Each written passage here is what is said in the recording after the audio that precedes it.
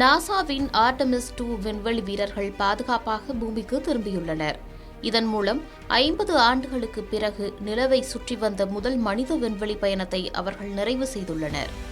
1972ஆம் ஆண்டில் அப்பல்லோ மிஷனுக்கு பிறகு நிலவின் சுற்றுப்பாதைக்கு மனிதர்கள் சென்ற முதல் பயணம் இதுவாகும்.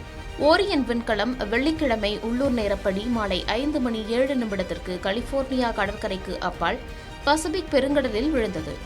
நாசா விண்வெளி வீரர்களான ரீட் வைஸ்மேன், விக்டர் குளோவர் மற்றும் கிறிஸ்டினா கோச் ஆகியோருடன் கனடிய விண்வெளி வீரர் ஜெர்மி ஹான்சனும் அதில் பயணம் செய்தனர்.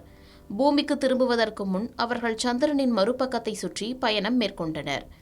ஏப்ரல் 2ஆம் தேதி SLS ராக்கெட் மூலம் 4 விண்வெளி வீரர்களுடன் ஓரியன் விண்கலம் விண்ணில் பாய்ந்தது.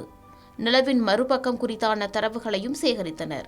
அது குறித்தான ஆச்சரியமளிக்கும் பல புகைப்படங்களையும் நாசா பகிர்ந்திருந்தது. அதே நேரத்தில் ஒரு அதிர்ச்சியும் காத்திருந்தது. நிலவை சுற்றி பயணம் மேற்கொண்ட ஆர்டெமிஸ் 2 விண்கலம் நிலவின் மறுபக்கத்திற்கு சென்றபோது சுமார் 40 நிமிடங்கள் பூமியுடனான தொடர்பை இழந்தது.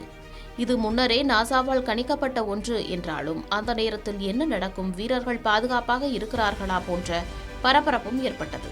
பின் மீண்டும் தகவல் தொடர்பு கிடைத்த பின்பு நாசா குழுவினர் மிகுந்த மகிழ்ச்சியடைந்தனர்.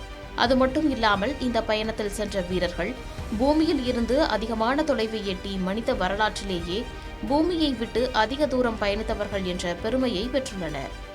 ஆர்டெமிஸ் 2 எதிர்கால நிலவு பயணங்களுக்கு, குறிப்பாக அப்பல்லோ காலத்திற்கு பிறகு முதன்முறையாக நிலவின் மேற்பரப்பில் விண்வெளி வீரர்களை தரையிறங்குவதை நோக்கமாக கொண்ட ஆர்டெமிஸ் 4க்கு ஒரு முக்கிய சோதனை பயணமாக கருதப்படுகிறது.